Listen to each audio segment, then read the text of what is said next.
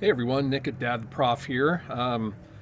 Haven't done a video for a while, and I definitely wanted to change that. And it was good timing because I actually saw something probably about 2 weeks ago by now that I was always aware of, but a news article called it a thing, like a labeled thing, like a new trend or something. And I read it and I thought, this isn't anything new. It's just got a name now. So I wanted to share that with you a little bit in this video today.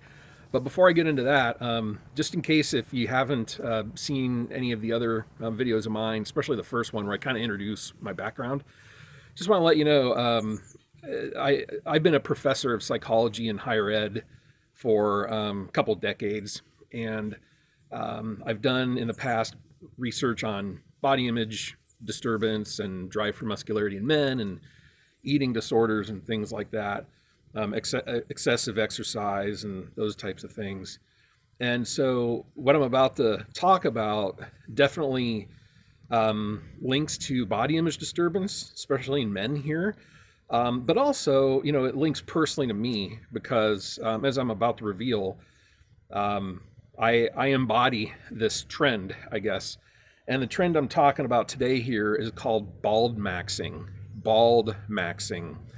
And in case you haven't heard of Baldmaxxing, it's basically choosing to embrace hair loss rather than endlessly trying to hide it or manage it or overcome it or compensate, I guess, for it somehow by, using products to, I don't know, to enhance your hairline or conceal it or, whatever the case may be. And apparently, so this has become a movement, this Baldmaxxing thing, they call it now. And so, yeah, that's the subject of this video. And, obviously you can tell that I have a shaved head. And you know what? I've been shaving my head since I was about 23. Yeah, I'm in my late 40s now. So in the late 90s, I started shaving my head.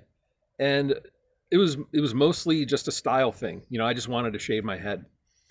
So I did, however, realize that was kind of advantageous because a couple years later, when I was 24, I remember the moment when I realized, I think I'm losing my hair. I'm getting a bald spot. And the moment that happened was this. I was a graduate student. I was 24 years old, and I was in the weight room at my university's rec center. I was in the squat rack. Yes, some guys do visit the squat rack to do legs. And so I was in the squat rack, and I was between sets, so I was just kind of like leaning on the bar, looking at myself in the mirror in front of me. And there was a big wall of squat racks, and I was in mine, looking at the mirror in front of me. And if I looked in the mirror, I could see behind me on the back wall another set of, wow. That's like one of the loudest motorcycles I've heard in quite a while come through here. So I'm hanging in the backyard. It's pretty quiet, but there you are. But anyway, so I was in the squat rack and I'm waiting between sets. I look in the mirror in front of me and I see behind me on the back wall the squat racks behind there. And, I can see my back, in the mirror. And I noticed because of the lighting or whatever, like on the top of my head, my hair was a little bit longer than it is now, but it was still pretty short. But I noticed on the top of my head, it looked like there was a bald spot. And I thought, what? Like, that can't be a bald spot, can it? And basically from there, that's when I realized I am starting to develop a bald spot in the back of my head. And I thought, oh man, really? And so when you're a guy, especially, anyone's society, right? A running joke is, oh, that guy doesn't have hair. That guy's bald, And, I haven't been immune from that either, in my life growing up. And then I'm 24 years old and I'm realizing, I think I've got a bald spot starting. And basically, that's exactly what it was. And I thought, well, it's a good thing that I kind of already wear my hair close. I didn't in high school. I had nice, full, thick hair. Uh, but I was realizing, man, it's starting to go now, and it does that for millions of men. Of course, it's male pattern baldness. So whatever. There's my background, and so basically, since I was about 24, I'm in my late 40s now. I've been pretty much shaving my head pretty close to the length that it is right now, and I've typically done it every week, maybe every other week. Sometimes I get a little lazy and go 3 or 4 weeks, but never that long. And I've always been this way. So in the meantime, yeah, when I do let it grow out a little bit, you can tell that I've definitely got a lot of a lot of loss here, like the classic, right? Like over the years, you can even kind of see it a little bit right now. So that's my background, and here's my point. So now I hear about this Baldmaxxing, from a couple weeks ago, and I'm like, so our society has to name everything. Like everything's got a trend. Everything is intentional or strategic somehow, I guess. Even this thing that I and millions of other men have been doing for decades, which is, hey, I'm losing my hair. I could either try to fight it or compensate for it.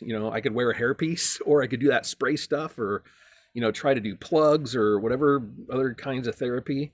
Or I'll just let nature be nature, and I'll just say, you know what, my DNA has me losing hair.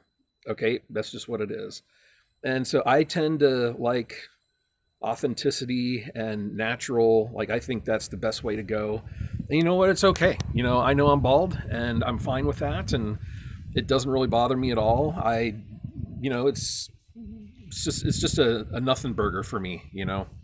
So I think it's interesting that it is that big of a deal. So, right, I'm kind of a subject matter expert, maybe could we say, because this is my life.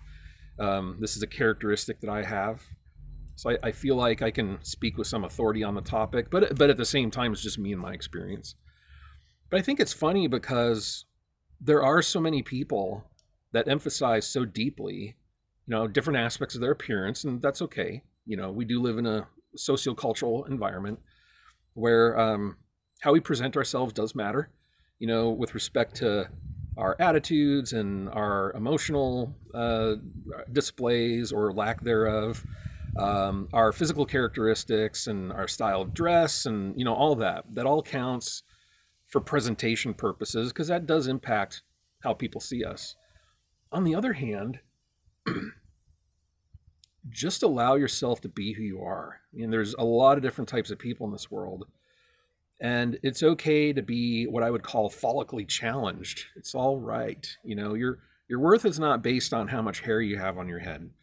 It's based on what you have in your head and what you have in your heart.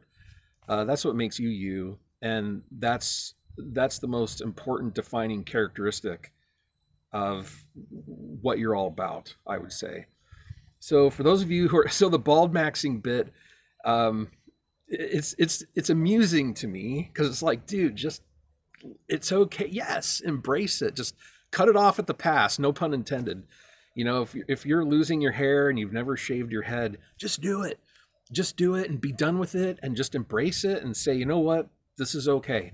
This is okay. It's a whole style. It's a type. I tend to be a bigger guy as well. And I got my facial hair, so I'm bald, and I got my facial hair, and I'm a bigger dude. Like it's a type. Okay. So, what I would say is be secure in who you are. And again, I'm in my late 40s. It's easy for me to say this. I remember being 20 years old and knowing people who literally wore hats all the time because they were afraid of losing their hair. It's like they wanted to protect their hair by wearing a hat all the time. And it's like, I get it, but like live your life, don't worry too much about it. Just be who you are. And people who know you as the person you are will be there for you, and they'll be your friends, and they'll accept you, right? Just as you'll accept them, whatever their cool characteristics, quirks, features are. So take heart. It's okay to not have as much hair. It's okay to go ahead and, shave it, cut it short, whatever. And you know what? If you don't want to do that, and if you want to use products or whatever, fine, go ahead. I just tend to be someone, I like authenticity, I like genuineness, I like natural, and enhancing your natural, um, within reason. Like not going too wild. But I don't know. I hope that makes sense. But anyway, yeah, I saw that Baldmaxxing, and I was like, wow, I'm way ahead of the trend because I've been doing this for decades, and now they put an article out about it, and it's a thing. So there you have it. Yeah, just be who you are, be comfortable in who you are, surround yourself with people who support you and love on you and have your back, and bring joy and happiness into your life. Um, you know, Minimize the naysaying as much as you can. And hey, I mean, I hear negative stuff too, and it's real easy to attend to that. But try to focus on the good stuff, the positive, and be who you are. Um, it's hard to fault someone for being who they are, if it's authentic and genuine. Okay, now you want to be a good person. If you got, if you're if you got a chip on your shoulder and you don't treat people well, being who you are is maybe going to lead to not having as much social opportunities and all that. But have a good heart, have a good mind, be confident, do the things that you know to do that fulfill your life, and surround yourself with others who do the same thing. So, yeah, Baldmaxxers Unite, I guess. I didn't realize there's a movement. Gosh. So, how about it? But anyway, there you go. Hope this finds you doing well. Here in central Texas, it's still pretty chilly. We had some ice and sleet last week, and we literally still have a little bit of ice in some of these corners of the yard that don't get a whole lot of sun. It's crazy. This Texas ice is tough. So anyway, I hope you're doing well. Peace to you, and keep on keeping on. Take care. I'll see you next time. If you like this, please like the channel, subscribe, comment. I'd love to hear from you regarding your your Baldmaxxing ideas, or experiences, whatever they may be. So I'll see you next time.